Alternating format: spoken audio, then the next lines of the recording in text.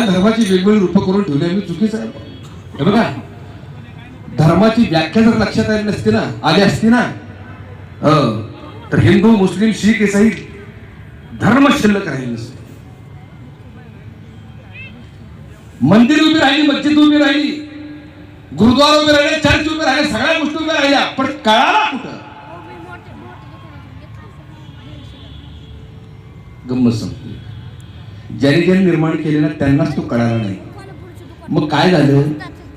आमची प्रौढी मिरवावी, आम्हाला श्रेष्ठत्व मिळावं, आमचा लौकिक वाढावा म्हणून आम्ही उभं केलेलं आहे. साधी गोष्ट सांगतो. मोठं पुण्यासारखं शहर होतं, खूप मोठं, सगळीच राहत होते, हिंदू मुस्लिम शीख इसाई.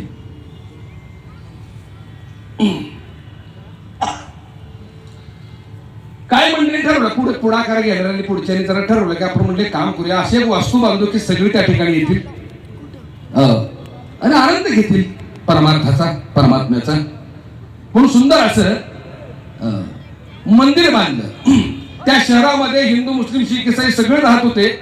सगळ्यांनी एकत्र या म्हणून मंदिर बांधलं, आलिशान मंदिर बांधलं, सुंदर देखणं मंदिर बांधलं.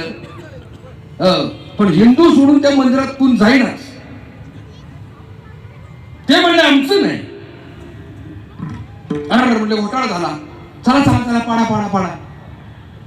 पाडलं ते मंदिर, पाडलं, मस्जिद बांधली. मुस्लिम सोडून कुणीच जाईना मस्जिदीत. अरे म्हणजे घोटाळा झाला. ज्यांच्यासाठी बांधली ती काही यायला तयार नाही. ठराविकच कम्युनिटी यायला लागली.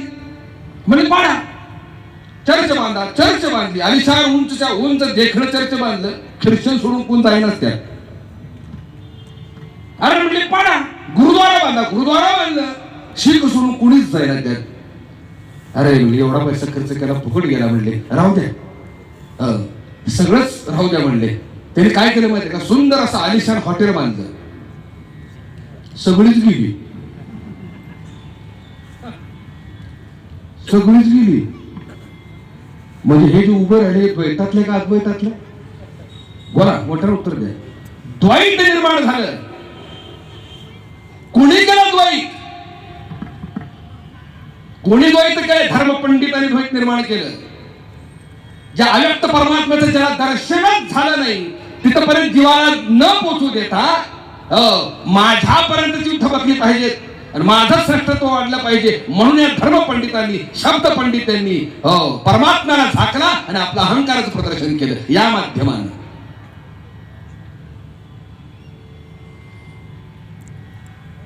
गाव म्हणजे 5000 वर्ष झाले परमार्थाला सुरुवात झाली. 5000 वर्ष आहे का नाही? कुणाला परमात्मा भेटलाय? परमात्म्याचं फुल कुणाला लागले? देशपांडे साहेब एका माळ्यानं 5000 झाडं लावली. फुलांची झाडं किती लावली? 5000 झाडं लावली. 1 वर्ष वाट पाहिली. एका वर्षानंतर एकाच झाडाला फुल आलं, बाकीच्या झाडांना फुलच आली नाही.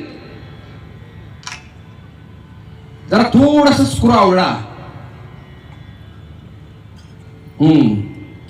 आजचं कीर्तन थोडस वेगळं आहे.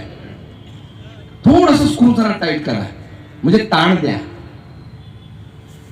माळ्यानं 5000 झाडं फुलासाठी लावली, त्यातल्या एकाच झाडाला फुल आलं, बाकीच्या झाडांना फुलच आलं नाही. दोष कोणाचा आहे? झाडाचा का माळ्याचा?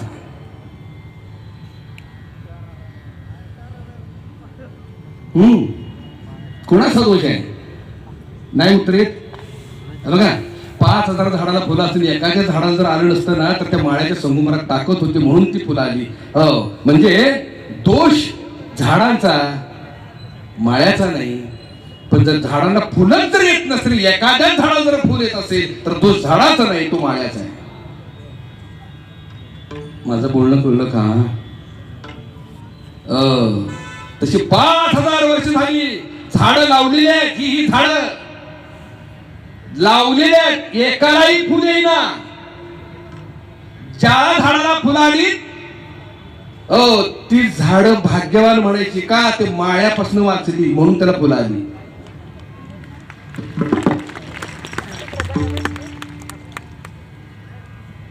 वाचलेली झाड म्हणजे कोण? ज्ञानोबा, तुकोबा, नाथराय, निळोबाराय, अलीकडचे स्वामी विवेकानंद, रामकृष्ण परमहंस, गुरुदेव रानडे, लाओसचे, बुद्ध, महावीर, संत कबीर ही माणसं वाचलीत माळ्यांपासून, म्हणून त्यांना परमात्म्याचं फुलं लागलं. आम्हाला का लागत नाही? आमचं संगोपन माळ्याकडनं चुकीचं झालेलं आहे. भूमिका समजून घ्या. अद्वैत परमात्म्याचं फुल ज्याला ज्याला वाटत असेल ना, त्यानं परंपरेने राजयुगी आलेल्या सद्गुरूकडूनच तो अनुग्रह घ्यावा, तरच त्याचा जन्माचं सार्थक आहे. सद्गुरूशिवाय मार्ग नाही. एक गोष्ट सांगू देशपांडे साहेब, देवापुढे कुणीही झुकेल, त्याला काही कळतच नाही. युगाने उभा आहे कधीवर हात ठेवून, जाऊन आम्ही माथा टेकतोय, पाय झिजवलं त्याचं, आम्ही डोकं टेकून आम्ही देवाच्या पाया पडू, पण सद्गुरूच्या पाया पडायला आम्हाला जमत नाही. का? देवाला काहीच कळत नाही. तू पाप करून जा, भ्रष्टाचार करून जा, लबाडी करून जा, नालायकपणा करून जा, वेश्यागमन करून जा, चोऱ्या करून जा, माऱ्या करून जा, ते तसंच आहे. येऊन जा. त्यानं हात काय कडेवर खाली घेतला नाही का? तो काही करत नाही म्हणून मी झुकतोय. पण सद्गुरू पुढे झुकायला आमचा अहंकार आडवा येतो. मी का झुकू? का? सद्गुरू म्हणजे हो परखड आरसा आहे. ज्या चुका आहेत त्या चुका दाखवणारा सद्गुरू आहे. चुका सुधारून सन्मार्गाला लावणारा सद्गुरू आहे. योग्य वाटेला लावणारा सद्गुरू आहे. आत्म्याचा परमात्म्यापर्यंतचा प्रवास करून देणारा सद्गुरू आहे. किंबहुना परमात्मा स्वरूप बनवणारा सद्गुरू आहे. पण ते आम्हाला झेपत नाही, म्हणून सद्गुरू परंपरा दुरापास्त झालेली आहे. कोण सद्गुरू परंपरेला विचार येण्यात झाले. का? आमचा अहंकार आडवा येतो वाकायला, आमचा अहंकार आडवा येतो झुकायला, आमचा अहंकार आडवा येतो दर्शन घ्यायला. वाकायला जमत नाही मला. भूमिका समजून घ्या. ज्ञानोबरायांवर निवृत्ती दादांची कृपा झाली, अनुग्रह झाला आणि अभंग स्फुरला. बघा, त्याच्या प्राप्तीकरता हजारो ग्रंथ निर्माण झाले, उपनिषदे निर्माण झाली, वेद निर्माण झाले, शास्त्र निर्माण झाले, हो सगळं निर्माण झालं, ऋषी मुनी निर्माण झाले, सगळं निर्माण झालं, तरी सुद्धा तो कळेना. वेद जाणू गेला पुढे मौनावला, ते गुह्य तुझला प्राप्त कैचे. पण कशाला प्राप्त होईल? सद्गुरु कृपेने, सद्गुरूच्या अनुग्रहानेच. काना वचनाची भेटी, सरिसाची पै किरटी, वस्तू होऊन उठी कवणू एक जो. सद्गुरूच्या वचनाकडे साधकाच्या कानाची ज्यावेळेला गाठभेट होते, बघा अनुग्रह व्यवस्था किती सुंदरपणे ज्ञानोबरांनी मांडलेली आहे. काना वचनाची भेटी, सरिसाची पै किरटी, वस्तू होऊन उठी कवणू एक जो. सद्गुरूचं वचन साधकाचा कान एकत्र आल्या बरोबर जीवात्मा हा परमात्मा रूप होतो, वस्तुरूप होतो. वस्तू म्हणजे परमात्मा, बरं दगड बीट मारती नाही, वस्तू म्हणजे परमात्मा. म्हणून 12 रंगात तुकोबरायांनी ओळखारे वस्तू सांडारे कल्पना म्हटले. ओळखारे वस्तू, परमात्म्याला ओळखा. त्याच्या अवतीभोवतीची कल्पना निर्माण झाली, भ्रम निर्माण झाले, तो बाजूला करा. सांडारे कल्पना नका आड राहणार जाऊ झडी. त्या अव्यक्ताच्या दर्शनासाठी सद्गुरूंचीच कृपा करायची, सद्गुरूला शरण जाणं गरजेचं आहे. म्हणून ज्ञानोबराय निवृत्ती दादांना शरण गेले. हो, आणि अद्वैत भक्ती मार्ग सांगताना आजच्या अभंगातून सांगतात, योगिया दुर्लभ तोम्या देखिला साधणी, योगिया दुर्लभ तोम्या देखिला साधणी, योगिया दुर्लभ देखिला साधणी,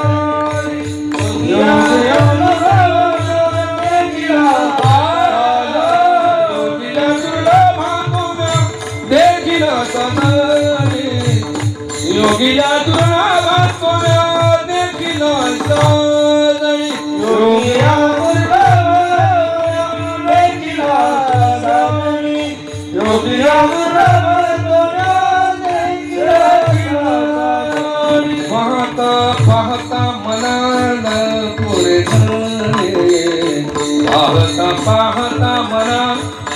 नपुरे धनी नपुरे धानी योगिया दुर्लभा गोव्या देखिला साजळी देखिला देखिला माये देवाचा देव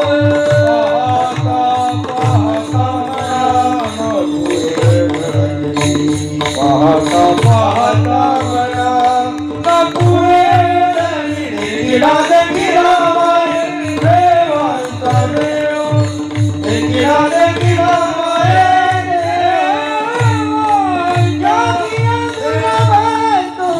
देखिला पाहता पाहता मना नपुरे धनी पाहता पाहता मना नपुरे धनी पाहता पाहता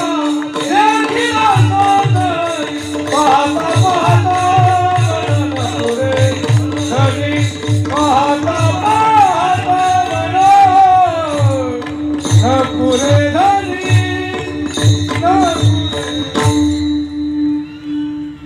योगिया दुर्लभ तोम्या देखिला साजनी. आता तो अव्यक्त परमात्मा प्राप्त होण्यासाठी काहीतरी करावं लागतं बघा. दिल्याशिवाय मिळत नाही, दिल्याशिवाय मिळत नाही. तसं ज्ञानोबरांनी काहीतरी दिल्याशिवाय तो मिळालाय का? हे सुंदर इतकी देखणे ज्ञानोबरांनी सांगितलं. एकच गोष्ट सांगितली आपल्या हरिपाठाच्या माध्यमातून, त्याला प्राप्त करायचं आहे ना आपण हारा. त्याला प्राप्त करायचंय आपण हारा. का? त्याला जिंकता येत नाही. परमार्थ समजून घेत असताना तुम्ही आम्ही सत्ता पद प्राप्ती करून संपत्तीनं सत्तेनं पदानं भगवंताला प्राप्त करायला निघालोय.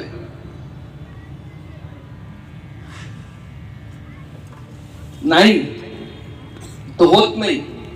रावणाकडे अलौकिक संपत्ती होती, अलौकिक धन होतं, 14 चौघड्यांचं राज्य होतं, सोन्याची लंका होती, एवढी श्रीमंती होती, सत्ता होती, सर्व विभूत्या सत्तेत होत्या.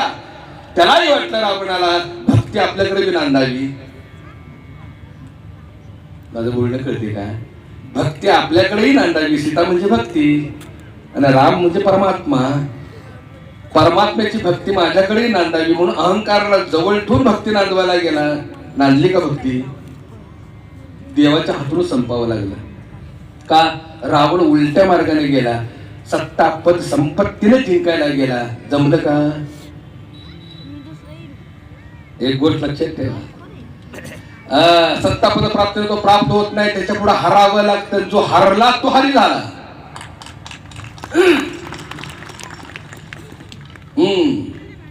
देव पहावयासी गेलो तेथे देवची होऊन ठेवलो. देव पाहण्याची विधी काय आहे? देवाला भेटण्याची विधी काय आहे? ध्यान. सोपा आहे, अत्यंत सोपा आहे, सहजही. सुरुवातीलाच मी सांगितलं, आत्म्याच्या परमात्म्यापर्यंतच्या प्रवासाला ध्यान म्हणतात. आत्म्याच्या आणि परमात्म्याच्या मिलनाला समाधी म्हणतात. ध्यान म्हणजे रस्ता आहे, समाधी म्हणजे ठिकाण आहे. आणि ते ठिकाण कुठेही प्राप्त करता येतं, कुठेही. भूमिका समजून घ्या. आम्ही काय करतोय?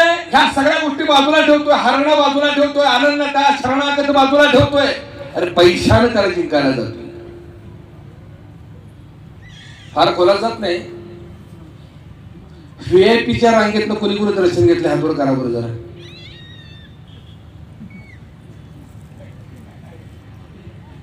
हे दक्षिण भारत कीड आहे बघा, कीड. व्हीआयपी पास घेऊन म्हणजे 500,000 ऑनलाईन भरून शॉर्टकट देवाकडं. का? पैसा असतो, वेळ नसतो. मग पैशाचा मार्ग हे अशा पद्धतीने दाखवतात. मंदिराच्या बाहेर एक जर खऱ्या अर्थानं भक्त इतका तळमळीनं उन्हा तानाचा रांगेत उभा राहिला होता भगवंताच्या. थोडासा मॉनिटरला आवाज दे जरा, थोडासा आवाज दे मॉनिटरला. रांगेत उभा राहिला. खूप धन्यवाद. ऊन मी म्हणत होतं, पाय भाजत होते, तरी सुद्धा भक्ती इतकी दृढ होती त्याची, मला दर्शन घ्यायचंच आहे त्याचं, काही होऊ दे. देवळात नाही इथं दलाल बाहेर आला, मी त्याला दलालच म्हणतो. दलाल बाहेर आला, म्हणजे 500 रुपये थेट देवाचं दर्शन, 500 रुपये थेट देवाकडं, 500 रुपये थेट देवाजवळ. कोण आहे ते बोला. ह्या भक्तांना त्याला इकडे म्हणले, काय इकडे काय म्हणजे तुला देवाचं दर्शन घ्यायचं म्हणले हो. लवकर घ्यायचं म्हणले हो. 500 रुपये दे, देवाकडे येतो. चटकन देवाचं दर्शन. हे बी बेरकी होतं. 500 रुपये राहू दे म्हणजे हे 2000 घे, देवालाच बाहेर बोलू. डोक्याला तापच नको. एका 500-2000 देवाला विकत घ्यायला निघाले. तुकडे देवा पुढे ठेवून देवाबरोबर डील करतो आम्ही. देवा नोकरी लागू दे, प्रमोशन मिळू दे, पोटाला पवार होऊ दे, नवऱ्याचे दारू सुटू दे, बायको नांदू दे, नवरा नांदून घेऊ दे, नाही का, बँक बॅलन्स वाढवू दे, 4 चाकी येऊ दे, सोलर आयनर मिळू दे. एका तिलेच खोबऱ्याचा तुकडा, ते बी तुझं त्या 2 वाट्याची वाडा केला आणि खोबऱ्याच्या तुकड्यावर एवढं सगळं मागायला निघालाय. कुठं आमची अक्कल चालली मला हेच काय कळत नाही. अहो देवा अशाला प्रसन्न होईल का हो? तेवढंच काम आहे, त्याला तेवढंच काम आहे का? ब्रह्मांड ज्याच्या सत्तेत आहे त्याला चालवायचंय सगळं हे, आणि तो एकटा चालवतो म्हणून व्यवस्थित चाललंय. 1760 कारभारी नाहीत. तुम्ही सगळे देव गोळा केलेत का नाही? या देवांचा काय उपयोग नाही. मग कुठल्या देवाचा उपयोग आहे? देवांचा देव. सगळी देव ज्याच्या सत्तेत आहे, सगळं ब्रह्मांड ज्याच्या सत्तेत आहे, सगळी सृष्टी ज्याच्या सत्तेत आहे, एका दोरीत सुतासारखं व्यवस्थित चालले का नाही? पृथ्वी जी फिरते ना ती बरोबर एका अंशात फिरते, 1 इंच इकडे तिकडे होत नाही. का झाली नाही? कारभारी एक आहे. आमचा प्रपंच जर व्यवस्थित व्हावा असं वाटत असेल तर प्रपंचात आमच्या कारभारी एक पाहिजे. त्याचं ऐकून जेव्हा आम्ही सगळं करतो ना त्यावेळी प्रपंच व्यवस्थित चालतो. 1760 कारभारी जर प्रपंचात असतो तरी बिस्कुटच. खरं का खोटं आहे? तसं ब्रह्मांड चालवण्यासाठी तो एक अव्यक्त परमात्मा म्हणून सगळं चाललंय. सगळ्या देवांचा जर भरणा झाला ना, सगळं विस्कटेल. भूमिका समजून घ्या. मग त्याला प्राप्त करायचं आहे, मग काय करायला पाहिजे? बघा, त्याला जिंकता येत नाही ना, त्याला जिंकता येत नाही ना, त्याच्याबरोबर लढायचंच नाही. आणि लढायचंच नाही. बरं लढायचं तर कुणाबरोबर लढा? देवाबरोबर लढा, मोठ्याबरोबर लढा. मी नेहमी रावण श्रेष्ठ म्हणत असतो, कारण त्याने मी वैरी निवडताना लेचा पेसा निवडला नाही. मी कंसाला मोठा मानतो का? त्याने मी वैरी निवडताना लेचा पेसा निवडला नाही. भूमिका समजून घ्या. तसं वैरी जर निवडायचं आहे ना, शत्रू जर निवडायचा असेल तर मोठा निवडा. हारलो तरी भीती नसते का? लढलोय कुणाबरोबर त्याचं नाव निघतं. माझं बोलणं कळलं का? वाघ आणि कुत्र्यात दोघात जोरात भांडण झालं. वाघ आणि कुत्र्यात जोरात भांडण झालं. जिंकणार आहे कोण? मोठ्यानं बोला. आणि हारणार आहे कोण? कुत्र. पण ते वाघाबरोबर कुत्र्याचं नाव लिहिलं का? लढलं नाही का वाघावरती? अर्थ कळला का? भूमिका समजून घ्या. हारणं आणि जिंकणं परमात्मा हितच आहे. आम्ही ज्यावेळेला हारून त्याची भक्ती करतो ना, तो आपलासा होतो. आणि आम्ही त्याला जिंकायला जातो लढून, तो खूप दूर जातो, खूप दूर जातो. लक्षात ठेवा. म्हणून मी नेहमी सांगत असतो की बाबा रे, देवाबरोबर लढून, देवाबरोबर व्यवहार करून त्याला काही मागू नका, तो देत नाही. आणि अशा मागणाऱ्या भक्ताला देव फार कंटाळतो, वैतागतो तो. आली पिढा ही किरकिर घेऊन.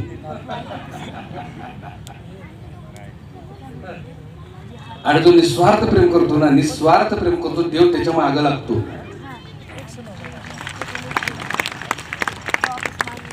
बघा, विवेकी देवाच्या पायाजवळ असतो आणि अहंकारी देवाच्या डोक्यात असतो.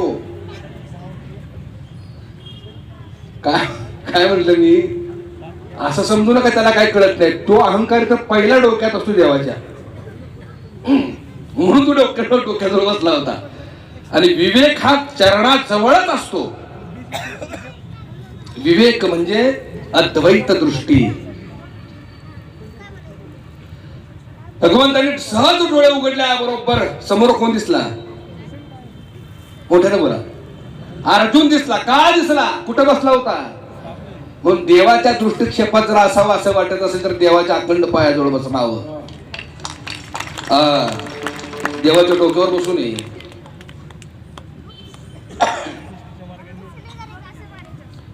अर्जुना कधी आलास रे? दुर्योधनाला राग आला. म्हणले देवा, आधी मी आलोय, माझी चौकशी न करता त्याचीच चौकशी लावली. असं कुठं असतं का? देव म्हणले माझ्या पायाजवळ तो बसला, आधी मला तो दिसला म्हणून त्याला विचारणं भाग आहे, माझं कर्तव्य आहे, नाही का? तू डोक्यावर बसलायस, तू कसं दिसणार? अरे म्हणजे मलाही पाहिजे, मी बी मागायला आलोय. थांब म्हणले, तुझा नंबर नंतर, आधी तू मला दिसलाय त्याला विचारू दे.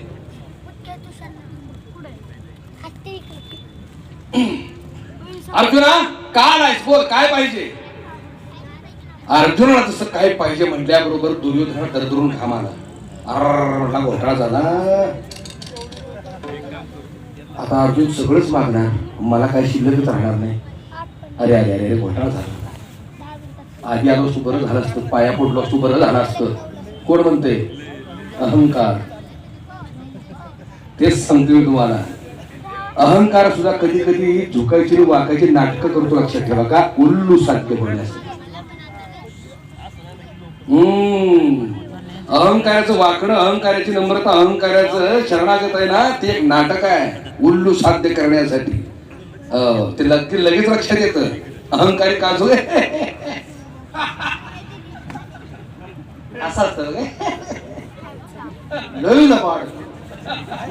बाकी राहिला तो विस्तार आहे. भूमिका समजून घ्या. आमच्या प्रपंचामध्ये ज्यावेळेला आम्ही ह्या सगळ्या गोष्टी बाजूला ठेवून देवाला मागतो ना, तेव्हा आमच्या प्रपंचात विजय होत असतो. पण आम्ही देवाला वजा करून प्रपंचासाठी लागणाऱ्या सगळ्या गोष्टी मागत असतो, म्हणून आम्ही कधीच यशस्वी होत नाही, कधीच सुखी होत नाही, कधीच समाधानी होत नाही. भूमिका समजून घ्या. बोल अर्जुन, काय पाहिजे? देवा तू फक्त माझा हो रे, बस, मला काही नको. दुर्योधन आतनं कुचेष्टेने क्रूरतेने हसला. मूर्ख म्हणला अर्जुन. अर्जुन कोण आहे या दृष्टांतातला? विवेक आहे. दुर्योधन कोण आहे दृष्टांतातला? अहंकार आहे. मूर्ख आहे म्हणला. आयुष्य गेलं वनात, आयुष्य गेलं कष्टात. मागताना काय म्हणलं? निर्बुद्धन देवाला मागितला. हे सगळं मागायचं टाकून एक भूमिका आणखी लक्षात ठेवा. अहंकार्याला विवेकी, अहंकार्याला माळकरी, अहंकार्याला वारकरी, अहंकार्याला हरिभक्त वेडाच वाटतो. वेडाच वाटतो. लक्षात ठेवा. एवढं मूर्ख आहे. का मागितलं मागून मागून देवाला?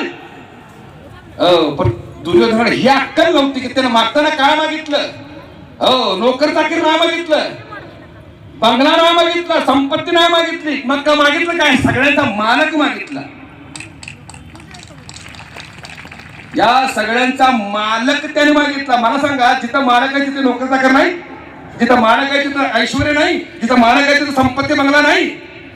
बरोबर आहे की नाही? मालक मागितला हे दृष्टिकोन पाहिजे. तसं देव मागितला की सगळं मिळतं. दररोज दुकानात जायचं 5 रुपयाची साखर आणायची, 4 रुपयाचा. दररोज दुकानात जायचं 5 रुपये साखर आणायची, 4 रुपयाचा. कशाला? एकदा साखर कारखान्याचं मालक व्हायचं.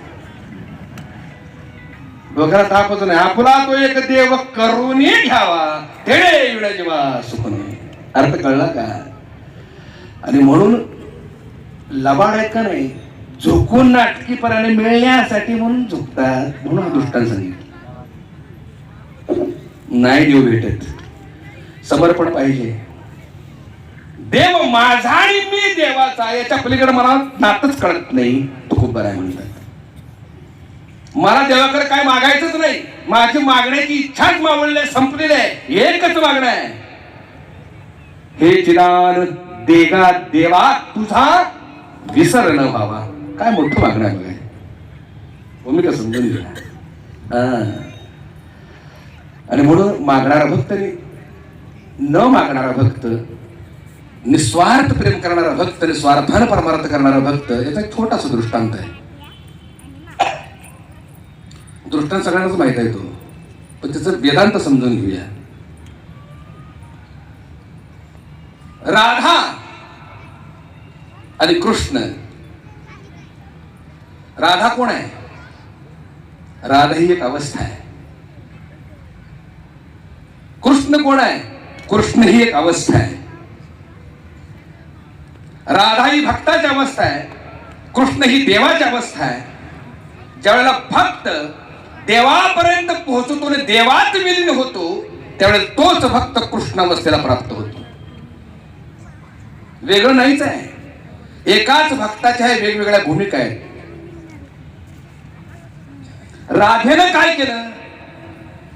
देवावर जे प्रेम केलं ते काहीही न पाहता, काहीही न मागता, देव काळा आहे का गोरा आहे, श्रीमंत आहे का गरीब आहे, ज्ञानी आहे का अज्ञानी आहे, नाही का, कसा आहे दिसायला, काही बघितलं नाही, झोकून दिलं देवाकडे, स्वतःला झोकून दिलं. कृष्णात जाऊन बुडली ती, काहीच मागितलं नाही. न मागितल्यामुळं देवाला प्रश्न पडला, आता हिचं ऋण फेडू कसं? भूमिका समजून घ्या. देवाला प्रश्न पडला पाहिजे, आमच्या भक्ती तेवढं सामर्थ्य पाहिजे. देवाला प्रश्न पडला पाहिजे की या भक्ताचं मी ऋण कसं फेडू. प्रश्न पडला, करू काय? का? देवावर कोणती कंडिशन न ठेवता, अट न ठेवता तिने प्रेम केलं होतं. आणि खरं प्रेमाची व्याख्या काय माहितीये का? Unconditional love is not feeling, it's decision. Unconditional म्हणजे कोणती अट नाही, शर्त नाही, असं जे प्रेम आहे ते खरं प्रेम आहे. आणि म्हणून मी नेहमी सांगत असतो, ज्या प्रेमात शर्त आहे, ज्या प्रेमात अटी आहे, ज्या प्रेमात गुलामी आहे, ज्या प्रेमात अधिकार आहे, ते प्रेम नाही तर ते कारागृह आहे. कैदी कारागृहात जातो पण परत येण्याची गॅरंटी नसते. का? आसक्ती आहे, अट्रॅक्शन आहे, अधिकार आहे, गुलामी आहे, अति आहे, शर्त आहे, मागणे आहे. म्हणून त्याला मी कारागृह म्हणतो. अडकून पडतो जीव त्यात. आणि ज्या प्रेमामध्ये अट नाही, शर्त नाही, गुलामी नाही, फक्त समर्पणाचा भाव आहे, त्या प्रेमाला मी मंदिर म्हणतो. कारण फक्त इच्छेनं मंदिरात जातो आणि इच्छेनं बाहेर जातो. माझं बोलणं कळते का? तसं प्रेमामध्ये, भगवंताच्या प्रेमामध्ये अनासक्तता असेल, गुलामी नसेल, अधिकार नसेल, अट नसेल, शर्त नसेल, असंच प्रेम देवाला भावतं. एवढंच नव्हे, रुक्मिणी बरोबर लग्न होऊन सुद्धा देव राधेच्या मागे का लागला? साहेब का मागं लागला राधेच्या? राधेनं निस्वार्थ अनकंडिशनल प्रेम केलं होतं म्हणून देव मागं लागला. रुक्मिणीवर लग्न करू सुद्धा देव रुक्मिणीला बघायला तयार नाही. का? लग्न म्हणलं की आती आल्या. अरे ना, मुलगा बघायला जाताना आटी घालतोच. किती शिकलाय? सरकारी नोकरी आहे का? 1,00,000-2 लाख पगार आहे का? पुण्या मुंबईत फ्लॅट आहे का? बँक बॅलन्स आहे का? बंगले आहेत का? त्या पोराचे आई बाप मेलेत का जिवंत आहेत?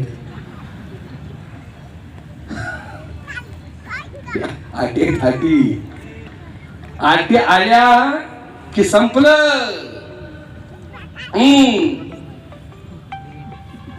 लग्न झालेलं बघा, घरात जर किरकिरी बायको असली, सगळं म्हणजे सतत मागणारी बायको असली, जरा कमी कर. नाही खर्चिली कवडी दमडी, नाही वेचिला दाम, विकत घेतला श्याम, बाई मी विकत घेतला श्याम, बाई मी विकत घेतला श्याम, बाई मी विकत घेतला श्याम, बाई मी विकत घेतला श्याम, बाई मी विकत घेतला श्याम. कोणी म्हणेही असेल थोरी, कुणा वाटते असे उदारी, कोणी म्हणेही असेल चोरी, कुणा वाटते असे उदारी.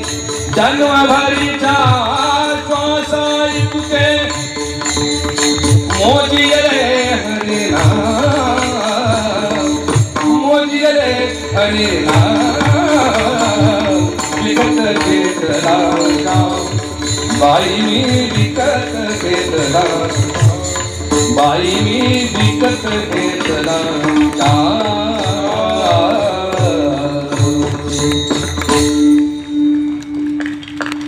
काय केलं? गदिमांचा हे लिखाण आहे, गदिमांचं लिखाण आहे, गदी माडगुळकरांचं, जगाच्या पाठीवर चित्रपटामध्ये, आणि आशाताईने गायलेलं आहे. किती सुंदर आहे बघा. नाही खर्चिली कवडी तवडी, नाही विकत घेतला त्याला, नाही युद्ध केलं त्याच्या बरोबर, नाही सत्तेचं भांडवल केलं. कसा घेतला? नाही खर्चिली कवडी तवडी, नाही वेचिला दाम, बाई मी विकत घेतला श्याम. कसा घेतला? कुणी म्हणे असेल चोरी, चोरी करून आणला असेल, कुणा वाटते असे उदारी, उदार आणला असेल. पण जराबाई सांगते काय दिलं? जन्मभरीच्या श्वासाई तुके मोजिले हरिनाम. जन्मभराचा श्वास ज्याला अर्पण केला तो काय येणार नाही? गळ्याला दोरी बांधून येणार. ते अर्पण करण्याची ताकद पाहिजे, ती ताकद होती राधेकडे, आणि म्हणून देव राधेच्या प्रेमात पडलेला. भूमिका समजून घ्या बरं. आता काय दिलं पाहिजे भक्ताला? काय द्यायचं? निस्वार्थपणे आणि कंडिशन रित्या जो भक्त प्रेम करतो देवावर भक्ताचं ऋण होतं, काय ना काहीतरी द्यावं लागतं. म्हणून देवानं राधाला काय दिलं? काय दिलं? आपल्या म्हणजे राधेच्या, आपल्या आधी राधेचं नाव दिलं. काय द्यायला पाहिजे आणखी? कृष्ण राधा कोण म्हणतं का? काय म्हणतात? राधा कृष्ण. आपल्या आधी भक्ताचं नाव दिलं, मग आपलं नाव दिलं. अशा निस्वार्थ भक्ताचा आधी जयघोष झाला पाहिजे, तेव्हा देवाचा जयघोष होतो. पुंडलिकाला सुद्धा देव भेटायला गेला. पुंडलिका, अरे माग, मी प्रत्यक्ष परब्रह्म आलोय.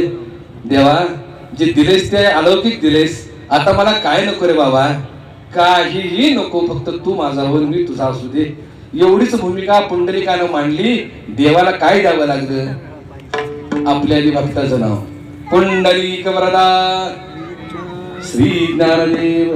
बघा, आधी भक्ताचं नाव लागलं.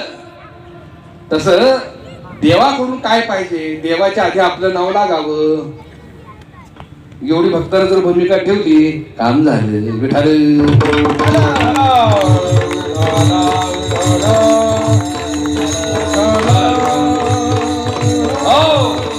भूमिका समजून घ्या. कळला का रुक्मिणीने राधेतला फरक? रुक्मिणी म्हणजे लग्न करून आणलेली आणि निस्वार्थ प्रेम राधा. तस मागणारा भक्त देवाला आवडत नाही. किती जरी माळा घातल्या, त्याच्यामुळे नावाचं घंटन घातलंय मी, लग्न केले, फुकट आहे का? उपकार करतोस का? तुझं मंगळसूत्र बांधले, तुझा संसार करते मी, मग दे बरं. देव नादालाच लागत नाही. गळ्यात तुळशीची माळा जर मागणीसाठी, इच्छेसाठी जर घातली असेल ना, विसरा देव, देव विसरा. मागणाऱ्या भक्ताची भूमिका रुक्मिणी करते, न मागणाऱ्या भक्ताची भूमिका राधा करते. म्हणून देव राधेच्या मागे लागला होता. आता ही झाली अवस्था, ही झाली राधेची भगवंताची गोष्ट. ते परम पदाला पोचलेले दोन व्यक्तिमत्व आहेत. लगेच तुम्ही मी कृष्ण व्हायला जातोय. नाही म्हणले महाराज तुम्ही म्हणता की बरोबर म्हणले बायकुले का जग लय त्रास देते. असं वाटतं आपल्याला राधा असावी एखादी.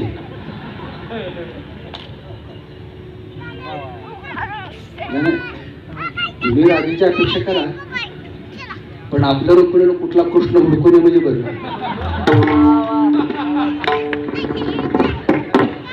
बरोबर आहे का नाही. बघा जी गोष्ट आहे भगवंताची त्यानं करंगाळीवर परत गोवर्धन उचलला होता त्याच्याबरोबर माफ करायला का जाऊ. त्यानं करांगळीवर गोवर्धन उचलला होता. आपल्याला 5 किलोचा मातीचा ढेकोळा उरत नाही. राधेच्या फंदात पडू नका. आणि तुम्हाला जर राधेची परमिशन घ्यायचं असेल तर आपल्या बी रुक्मिणीला कोणाची तर राधा व्हायची परमिशन द्या.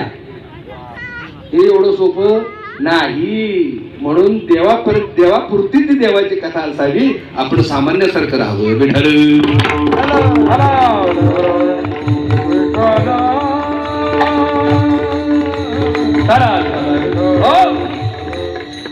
आणि या पद्धतीने ज्ञानोबा भक्ती देखील आहे देवांचा देव. महादेवाला महादेव म्हणूच. पण ज्यानं विष निर्माण केले ज्या विषाच्या माध्यमातून महादेवाची लाही लाही झाली असा विष निर्माण करणारा तो देवांचा देव आहे. भूमिका समजून घ्या. मौलींनी याच्यासाठीच अद्वैत भक्ती सांगत असताना सुंदर प्रमाण दिलेलं आहे. काय प्रमाण दिले. बीजची झाली तरू भांडाराचे अलंकारू तैसामध्ये एकाचा विस्तारू ते हे जग. बीज झाड झाले पण बी दिसते का. झाड दिसत पण बी दिसत नाही. बी म्हणजे झाड नाही. बी हे बीज आहे. भांगाराचे अलंकारू भांगार म्हणजे सोनं. सोन्यानं विविध अलंकाराचं रूप धारण केलेलं आहे. अलंकार म्हणजे सोनं नाही पण सोनं म्हणजे अलंकार आहे.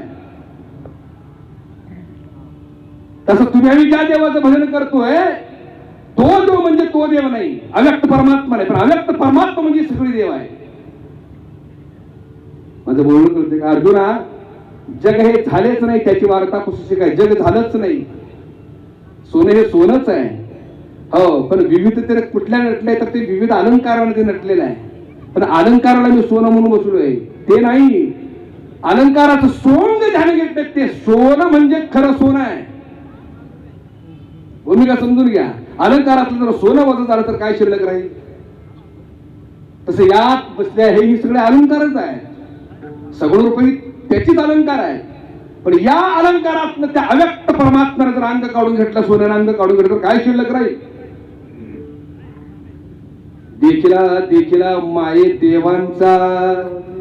भूमिका समजून घ्या. भेटला संदेह निमाले तुझे पण. तुझे पडचा अर्थ कळला का. द्वैत. तुझे पडचा अर्थ काय द्वैत. आम्ही ज्यावेळेला तर्कानं त्याला शोधायला जातो त्यावेळेला आमच्या हाताला वेगळंच लागतं. समर्थ रामदास स्वामींनी इतकं सुंदर सांगितलं. मन बुद्धी अगोचर न चले तर्काचा विचार उल्लेख परेहुनी पर परब्रह्म ते.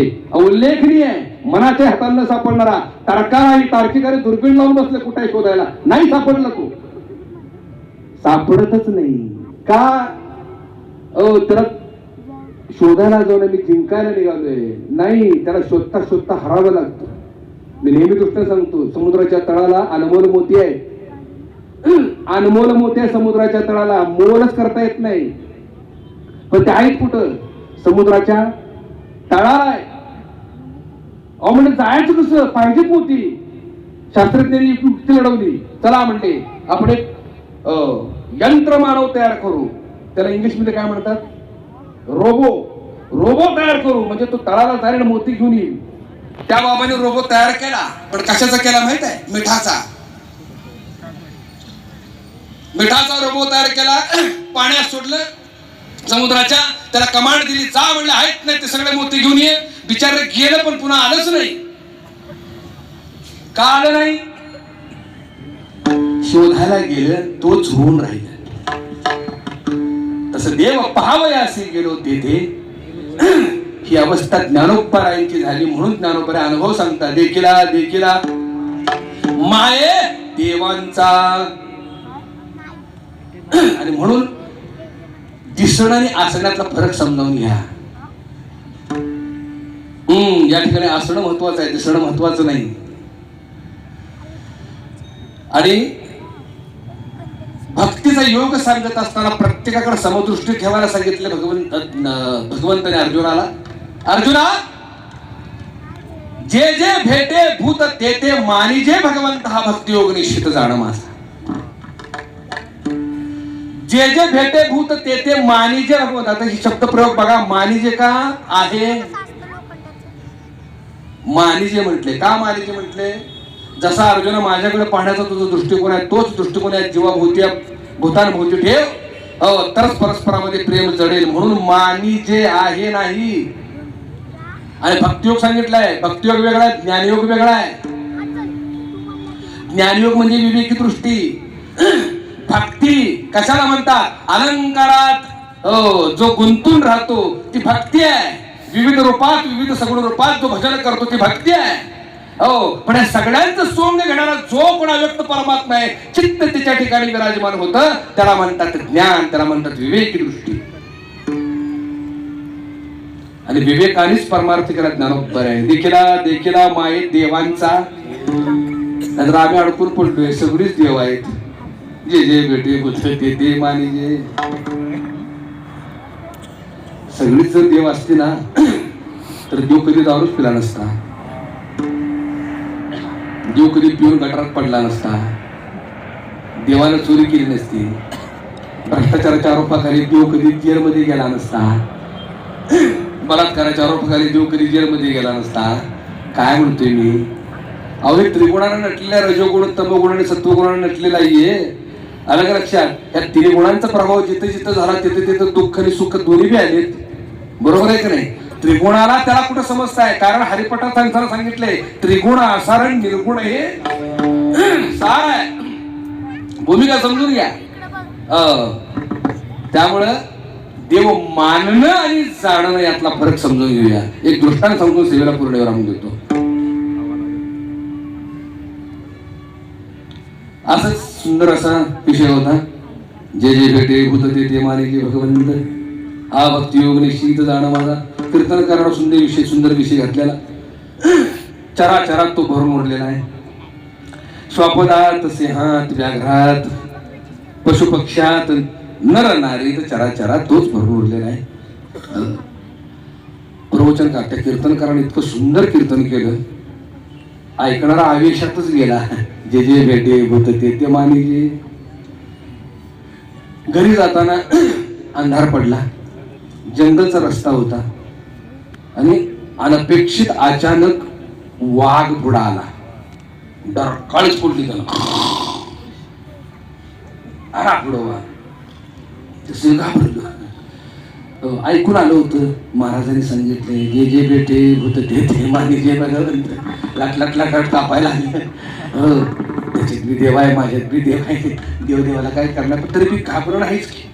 म्हणून यानं हनुमान चालीसा म्हणायला सुरुवात केली. त्याला बघून का हनुमान चालीसा म्हटलं की 7.7 जाती असा आपला भ्रम आहे. तसं ते म्हणाल भीमरूपी महारुद्रा वज्र हनुमान कापत कापत. वाघाला बघून हनुमान चालीसा म्हणायला लागला. वाघाला श्लोक पाठ होता. ह्याला बघून वाघ म्हणायला लागला, वदनी कवळ घेता नाम घ्या.